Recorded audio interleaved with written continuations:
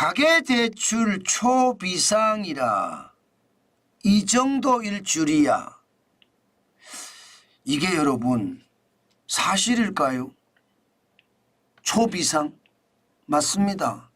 여러분 보세요. 5대 시중은행의 가계대출 잔액입니다. 2024년 6월 20일 현재입니다.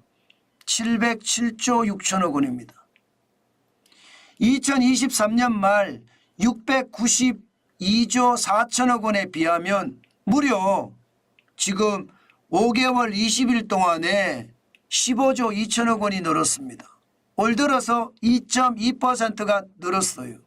그런데 그 금액을 보면 2021년 709조 1천억 원 이때만큼 지금 늘어가고 있습니다. 여러분 2021년 이야기하면 여러분들 생각나는 거 없으세요? 아마 누구나 다 생각을 할 거예요. 부동산이 폭등하기 시작한 게 그때쯤이니까요. 2020년 667조 이거보다도 2024년 6월 20일 707조 6천억까지 늘어났다는 것. 야, 이거 진짜 잘못하면 초비상이다. 큰일 났구나. 지금 생각할 수밖에 없습니다. 2019년 610조 8천억 원. 이때부터 2023년까지 13.6% 81조 6천억 원이 늘어나면서 집값이 폭등 완전 폭등했거든요. 그런데 2024년 6월 20일에 707조 6천억까지 늘어났다는 것은 여러분 시장에 진짜 어마어마한 섬뜩한 저는 경고를 준다고 생각을 합니다. 그만큼 충격적이라는 거예요. 보실래요? 이게 이자를 확 내렸잖아요. 지금 주택담보대출 혼합형 금리니까 이게 고정금리입니다. 하단이 2.94%까지 내렸습니다. 게다가 여러분 상단도 5.445%예요. 심지어 주택담보대출의 금리가 2%로 떨어진 거예요. 변동금리도 3.74%로 내렸고요. 상단이 6.732%까지 유지를 하고 있습니다. 신용대출 금리도 떨어졌습니다. 4.160%가 떨어졌습니다. 4.330%에서요. 상단도 6.160%로 줄어들었고요. 전체적으로 보면 금리가 굉장히 많이 떨어졌죠. 금리가 많이 떨어지니까 대출이 그만큼 많이 일어났다는 이야기입니다. 게다가 조만간 말입니다. 스트레스 DSR을 시행을 할 겁니다. 7월 1일부터. 7월 1일부터 스트레스 DSR을 실행을 하면 여러분 결국 가상금리가 더 붙어서 대출 총액이 줄어들거든요. 그러니까 대출 총액이 줄어들기 전에 먼저 대출을 받아서 집을 사야 되겠다. 이런 사람들이 굉장히 늘었다는 뜻이에요. 지금 보시는 것처럼 스트레스 DSR을 도입을 하면 2024년까지만 하더라도 40년 만기 원리금 균등 상환 방식으로 돈을 빌렸을 때 3억 4,500만 원을 빌릴 수 있었거든요. 그런데 7월 1일이 되면 3억 1,200만 원, 무려 3,300만 원이 줄어듭니다. 그러니까 이거 시행하기 전에 먼저 빌리겠다. 지금 그렇게 생각을 하는 거죠. 내년에 가면 더 줄어드는데 지금 빌려서 집 사야 되겠다. 이게 저는 시장에 굉장히 크게 작동했다고 생각을 합니다. 그만큼 말입니다. 스트레스 DSR을 도입하지요. 여기다가 금리까지 낮춰주지요. 지금 돈 빌려서 집을 사야 되겠다. 이런 사람들이 많아졌다는 겁니다. 그 정도로 말입니다. 가계대출이 폭증했다. 이렇게 예상할 수 있습니다. 실제로 집값도 올라갑니다. 지금 서울 집값 13주 연속 상승하고 있습니다. 지난 3월 25일에 0.01% 올라가기 시작하더니요. 6월 17일 현재 0.15%까지 이게 상승폭을 더 높였습니다. 그만큼 집값이 올라간다는 이야기죠. 여기에다가 여러분 거래량도 더 늘어납니다. 거래량이 말입니다. 5월에 이제 5천 건까지도 올라가게 생겼습니다. 4,755건입니다. 6월에는 1,753건이지만 5월에 4,755건이라는 건 여러분 근래 들어 최고치입니다. 2021년을 보세요. 2021년 1월에 5,764건이었거든요. 예, 그리고 8월에 4,065건이고요. 그러면 2021년 상반기 이후에 최고라는 거잖아요. 그 정도로 말입니다. 거래량이 많이 일어나요. 돈 빌려서 집을 사겠다 하는 사람들이 많아졌다는 뜻입니다.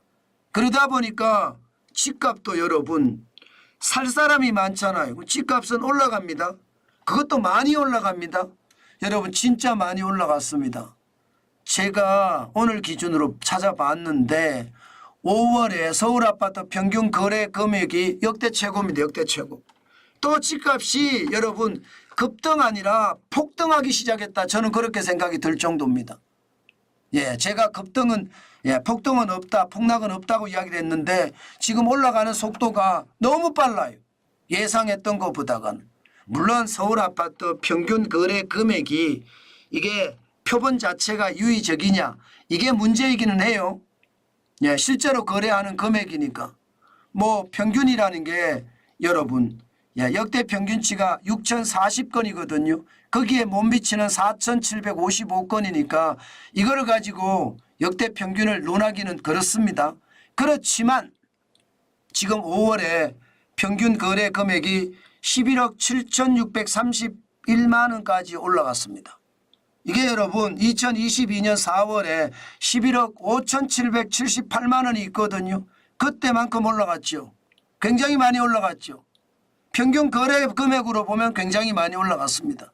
물론 전체적으로는요 서울이 다 올라가기는 했지만 뭐 폭등이라는 수준까지는 아니라고 저는 계속해서 보고 있습니다.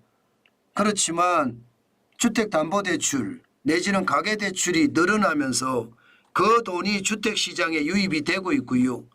그래서 수요를 부추긴다. 아파트에 대한 수요를 부추긴다. 아파트에 대한 수요를 부추기니까 당연히 공급은 그대로 있는다고 하더라도요. 가격 자체는 올라가게 돼 있습니다. 결국은 11억 7,631만 원 역대 최고를 가져왔습니다. 이게 여러분 폭등이라고 단순하게 말하기는 좀 힘들지만 뭐 이거 하나 가지고 다 말하기는 힘들지만 현재 이 지표로 봐서는요. 지금 올 1월에 10억 7,370만 원이었잖아요.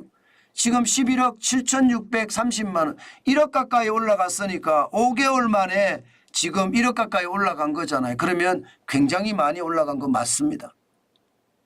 똘똘한 한 채 중심이라고 이야기할 수도 있고 집값이라는 게 아파트만 있는 것도 아니고 빌라도 있고 단독주택도 있고 전체가 다 있으니까 아직까지 뭐 폭등이라는 말로 이야기하기는 그렇지만 올라가고 있는 것은 분명하다. 이러다가 사상 최고치를 또 경신하는 것은 아닐까. 그런 두려움 당연히 있다. 저는 그렇게 생각합니다. 시장의 변화라는 게 그렇거든요. 시장의 변화라는 게 엄청나게 생길 때 늘 조심하셔야 되거든요. 저는 그 조심이 지금 필요할 때가 아닐까 싶습니다. 부동산 시장이 지금 예상했던 것보다가 굉장히 많이 달라지는 모양새죠. 시장이라는 게 이렇게까지 달라지는 모양새가 나온다는 것은 여러분 우리가 진짜 조심하셔야 돼요. 시장은 조심하시지 않으면 이런 시장의 위협은 굉장히 커진다는 것 아마 여러분들도 아시고 계실 겁니다. 그렇다고 여러분 제가 그런 얘기했습니다. 대출이 늘어났을 때 작년 말 혹은 2022년 말 그 당시에 10월 11월 지금도 마찬가지 2023년도 11월 12월 이때 제가 집을 사자 그런 얘기를 했었는데 그게 실질적으로 많이 사고 있는 것 같습니다. 시장이라는 게 여러분 지표는 절대 거짓말을 못해요. 지표가 그렇게 바뀌는 걸 보니까 시장에 어마어마한 충격들이 저는 몰려오고 있다.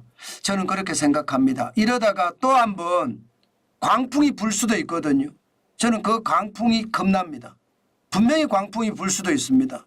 그 광풍이 시장을 그냥 와르르 충격을 줄 수도 있거든요. 무너지는 것이 아니라 올라가는 걸로 말입니다. 분위기가 요즘 심상치 않습니다. 그렇죠?